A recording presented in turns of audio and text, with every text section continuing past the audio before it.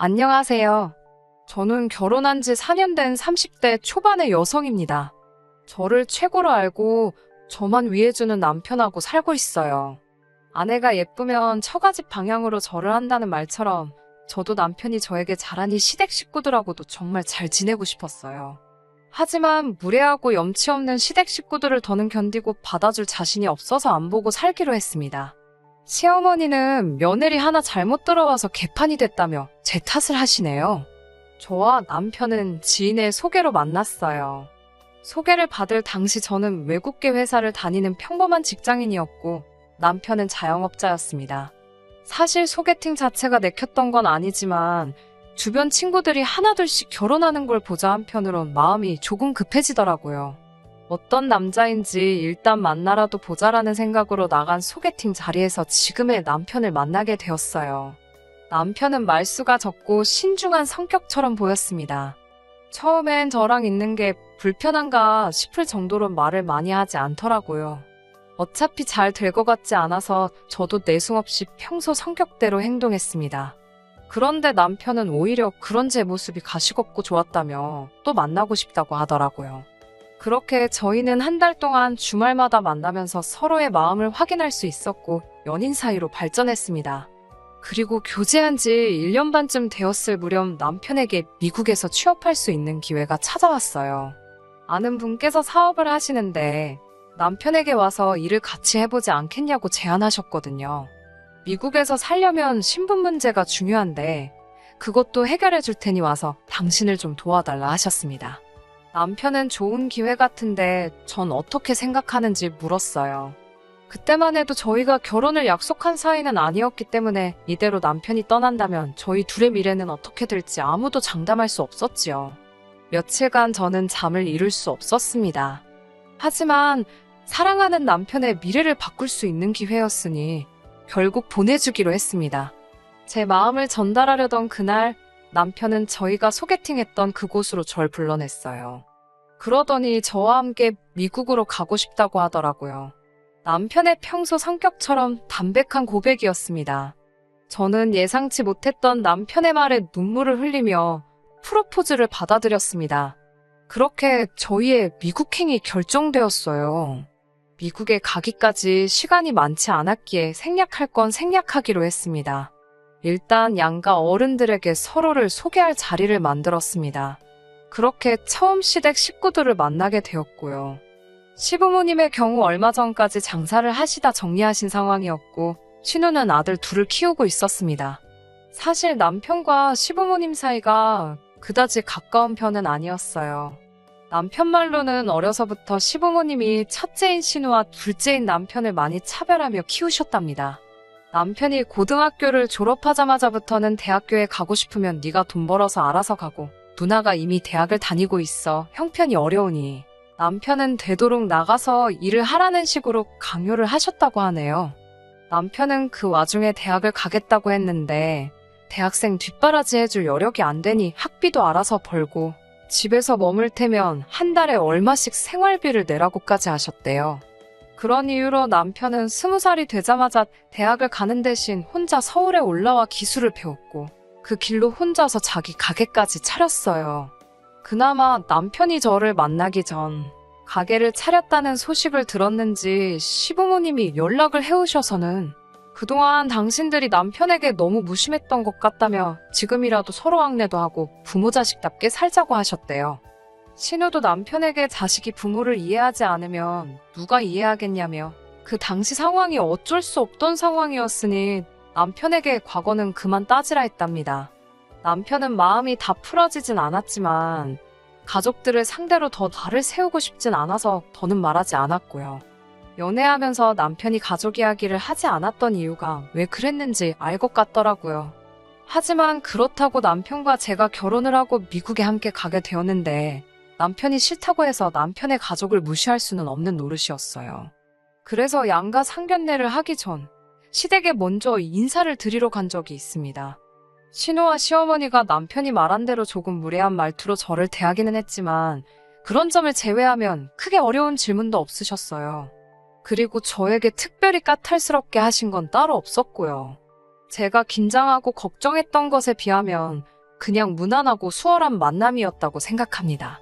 그리고 얼마 뒤 양가 어른들을 모시고 상견례를 진행했습니다. 저희 친정부모님께선 갑자기 딸이 다니던 회사를 그만두고 해외로 떠난다는 사실이 실감이 나지 않으시는 눈치였어요. 상견례가 있기 전 친정의 남편을 데리고 와 인사를 시켰을 때도 긴가민가 하시는 것 같았거든요.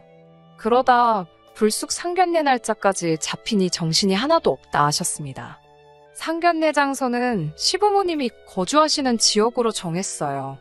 여기까지도 큰 문제는 없었습니다.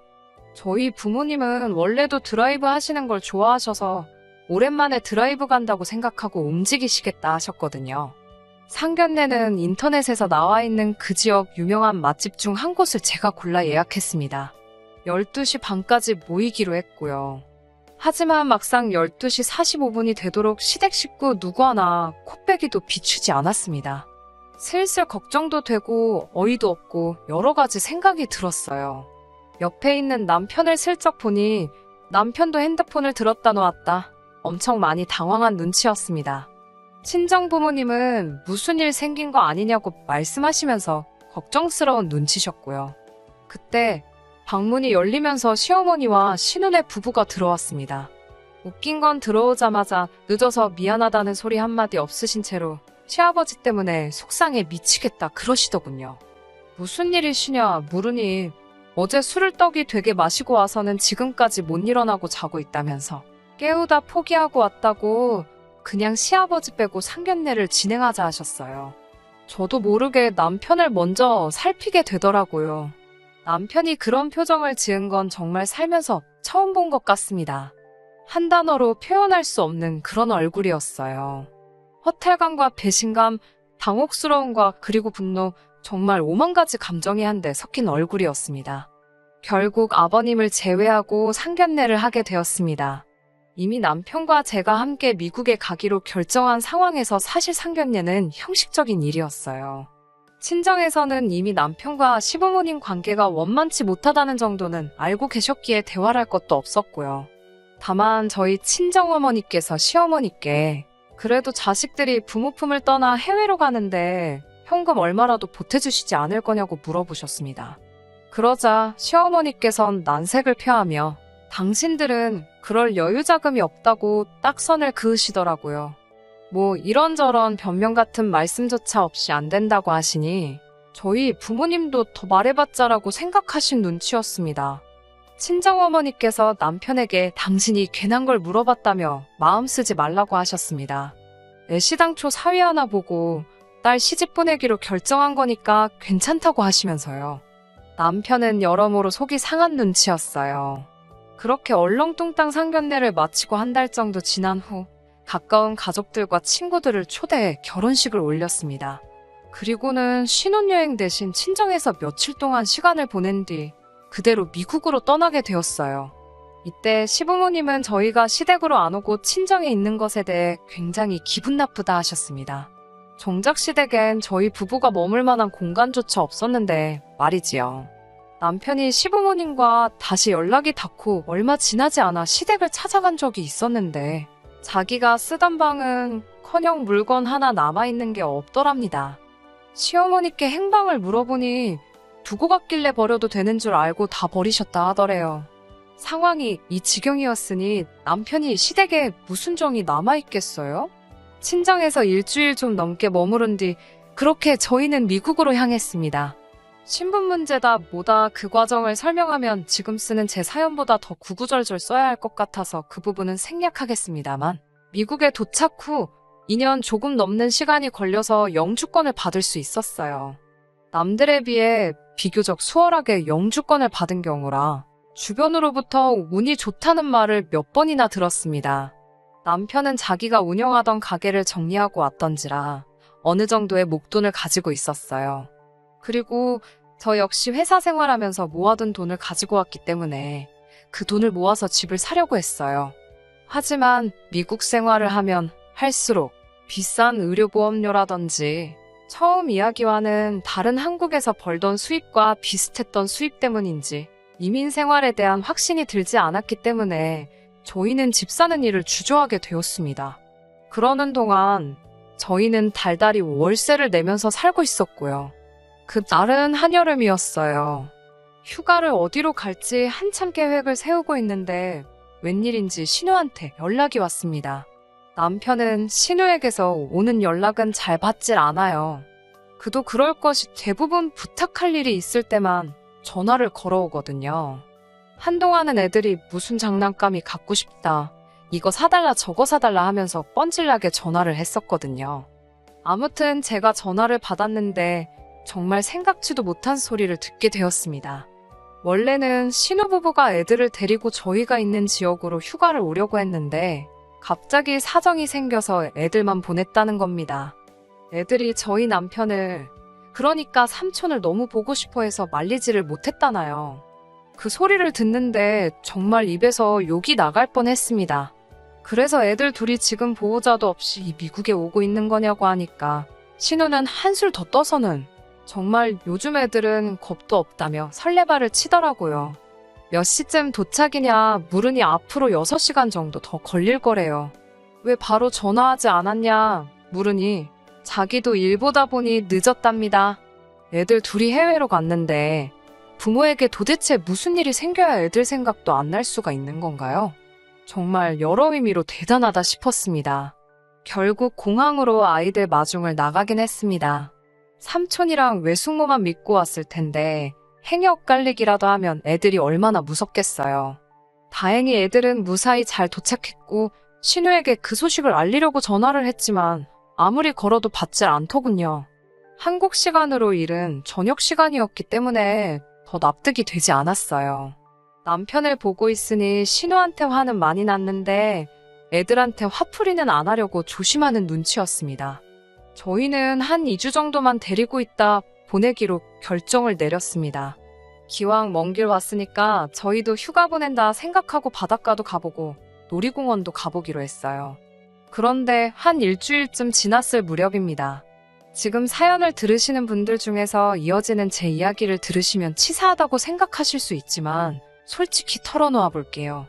갑자기 생각지 못한 지출이 계속해서 발생하니 저도 걱정이 되더라고요.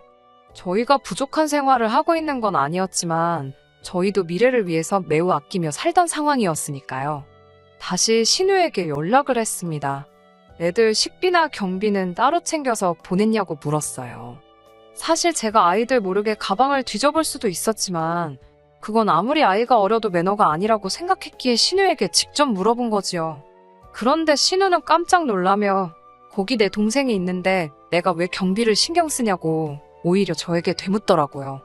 제가 저희 남편하고 이야기가 된 것도 아니지 않냐고 하니까 저더러 자기 동생이 돈 받아오라고 그랬냐고 묻더군요. 그건 아니라고 하자 아무도 뭐라고 안 하는데 왜 외부인이 그런 걸 챙기냐며 자기 동생은 돈 몇 푼에 치사하게 굴 사람이 아니랍니다. 그러면서 저더러 그러는 거 아니래요. 몇 년 만에 본 조카들한테 외숙모가 너무 인색하답니다. 전화를 끊고 나니 속에서 열불이 나더라고요. 몇 년 만이나마나 서로 연락 한 번 제대로 주고받지도 않았어요.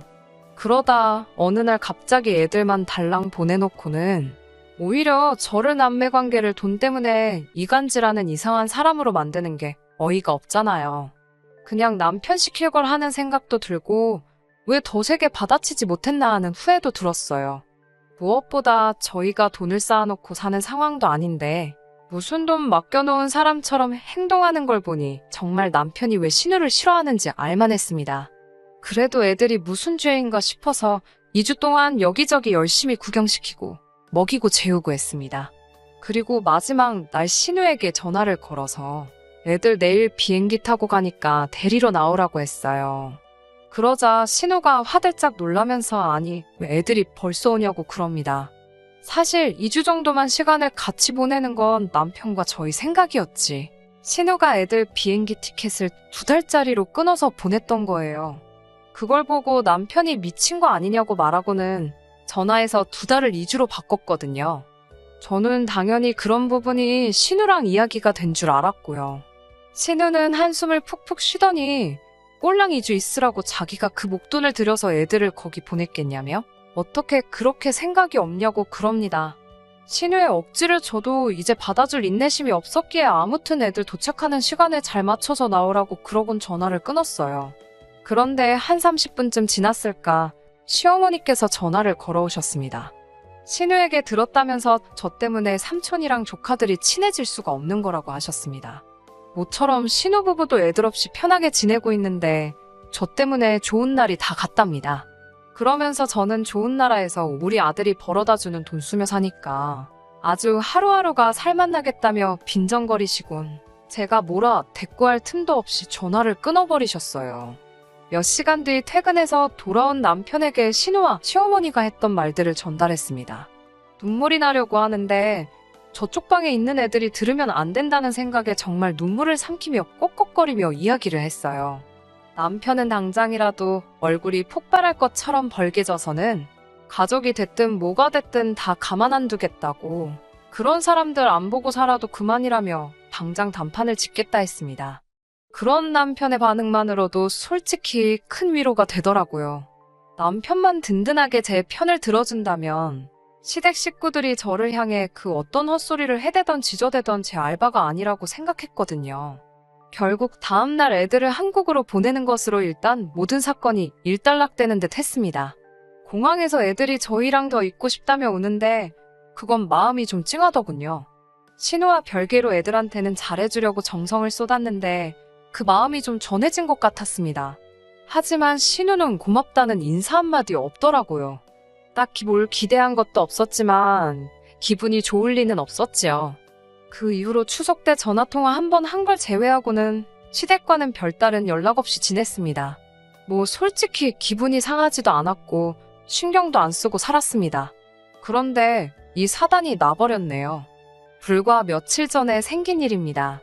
정확히 1년 만에 다시 여름휴가 시즌이 돌아왔잖아요.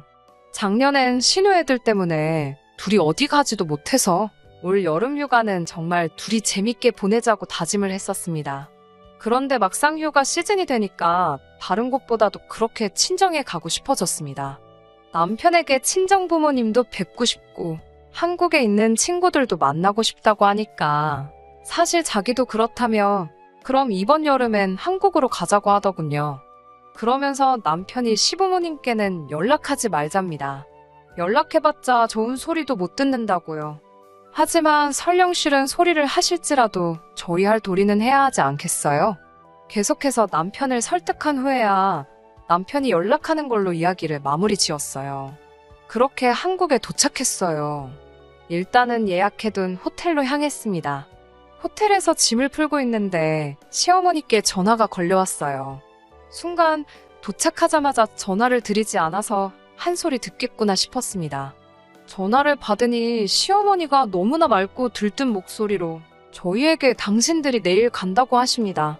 그래서 제가 어딜 가시냐고 물으니 너희 보러 미국 간다고 하시는 거예요. 황당해서 그게 무슨 말씀이냐고 하니까 올해 여름휴가는 시부모님하고 신우네 식구 다 같이 저희 집으로 휴가를 가기로 했다는 거예요. 황당하고 어이가 없었지만 일단 저희 지금 한국이라고 말씀드렸어요. 그러자 시어머니께서 그게 무슨 소리냐고 화를 내셨습니다. 남편에게 전화를 돌려주니 남편이 한국 온다고 한 거 기억 안 나냐고 따지더라고요. 전화 내용이 잘 들리지는 않았지만 시어머니께서도 기억이 나신 것 같았습니다. 곧이어 고성이 오가는 것 같아 제가 남편에게서 전화를 뺏었습니다. 무슨 일이냐고 시어머니께 여쭤보니 일을 어쩌냐며 땅이 꺼져라 한숨을 쉬시더군요. 갑자기 저한테 너는 한국에 오면 언제 온다고 연락을 해야지 왜 안 했냐고. 다 이게 저 때문이랍니다. 남편이 연락드리지 않았냐 하니까 너도 내 나이 한 번 되어보랍니다. 한 번 듣는다고 다 기억이 나는 줄 아냐면서요. 그러더니 일이 이렇게 된 이상 어쩌겠냐며 일단 만나서 저희가 사는 미국 집 열쇠를 달랍니다. 저희도 없는데 저희 집을 숙소로 쓰겠다면서요. 안 된다고 말하려는데 그럴 틈도 안 주고는 이렇게 된 거 찾기도 달랍니다. 뭐하러 있는 차를 놀리냐고요. 자기들이 쓰고 기름도 채워놓고 할 테니 걱정 말랍니다. 보험도 없는데 어쩌려고 그러시냐 하니까 살살 운전하면 된다며 자길 무시하는 거냐고 나오시는데 사람이 염치가 없어도 정도가 있지 싶더라고요. 저도 에라 모르겠다 싶은 심정으로 그럼 저희 집을 얼마나 쓰실 거냐고 하니 한 달 정도 있으실 거랍니다. 여기저기 구경도 하고 좀 쉬다 오시겠대요. 그래서 제가 그럼 한 달 숙박비로 하루에 300불씩 만불을 달라고 했습니다. 하나로 1000만 원 상당의 돈이고 저도 홧김에 내지른 숫자입니다. 시어머니는 저더러 시부모 여행 하나 제대로 못 보내주는 주제에 돈 달라는 소리가 나오냐입니다. 다른 집 아들 딸들은 300, 500씩 여행 다녀오시라고 손에 쥐어준다는데 너는 비어있는 집에서 잠만 잔다는데 미안해하진 못할 망정. 시부모한테 돈을 뜯으려고 하냐면서 돈이 그렇게 좋으면 돈하고 살라고 욕을 하시더라고요. 그리고 이 모든 전화는 남편이 옆에서 듣고 있었습니다. 남편은 결국 언성을 높이면서 시어머니한테 아들 이혼이라도 당해야 정신 차리겠냐고 왜 이렇게 얼굴이 두껍냐며 울분을 토했습니다. 그러고는 남편이 전화를 일방적으로 먼저 끊어버렸네요. 그 이튿날 당연히 남편은 시부모님께 집 열쇠건 차 열쇠건 돈이건 아무것도 드리지 않았고요. 신우고 시어머니고 번갈아 가면서 미친 듯이 전화가 걸려왔지만 받지도 않았습니다. 그러자 문자로 정말 듣도 보도 못한 쌍욕이 오더라고요. 남편은 저에게 정말 미안하다며 이런 대접받을 사람이 아닌데 자기가 저 볼 면목이 없다며 급기야 눈물을 보였습니다. 그런 남편을 보니 어린 시절 남편이 어떤 서름을 겪으며 살았을지 상상이 되더라고요. 신우는 당신들이 저희 부부 때문에 얼마나 큰 금전적 손해를 떠안게 되었는 줄 아냐면서 저를 고소하겠다 하더라고요. 제발 하시라 했습니다. 했다간 저도 이 모든 욕설이 담긴 문자를 증거로 똑같이 맞고서 할 거라고요. 결국 남편이 다시 시어머니께 전화를 걸었고 2번 다시 보고 살지 말자고 하더군요. 우리는 이대로 미국으로 돌아가서 잘 먹고 잘 살 테니까 신경 쓰지 마시라면서요.